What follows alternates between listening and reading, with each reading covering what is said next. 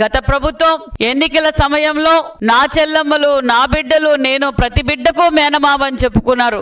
అధికారంలోకి వచ్చిన తర్వాత ఏ విధంగా మోసం చేశారో మీరు అందరూ చూశారు. అమ్మఒడి కింద ఇంట్లో ఎంత మందికి ఉంటే అంతమందికి జగన్మోహన్ రెడ్డి గారు పక్క, భారతిరెడ్డి గారు పక్క, వైసీపీ పార్టీ వాళ్ళంతా ఎంత మందికి ఉంటే అంతమందికి అమ్మఒడి ఇస్తామని చెప్పి ఓటేయించుకొని కుర్చీలో కూర్చున్నాక మోసం చేశారన్న విషయం మీకు తెలియజేస్తున్నాం. మరి వైసీపీ పార్టీకి తల్లి ప్రేమకు పరిమితం పెట్టారు, ఒకరికే ఇచ్చి. మరి ఎన్డీఏ ప్రభుత్వం మా యువగలం అధినేత నారా లోకేష్ బాబు గారు తల్లిదండ్రుల ప్రేమకు, తల్లిదండ్రుల పిల్లలకు గాని పరిమితం పెట్టకుండా ఎంత మంది ఉంటే అంత మందికి తల్లి వందనం అందజేసిన ప్రభుత్వం ఎన్డీఏ ప్రభుత్వం అని కూడా ఈ సభాముఖంగా మీకందరికీ తెలియజేస్తున్నాం.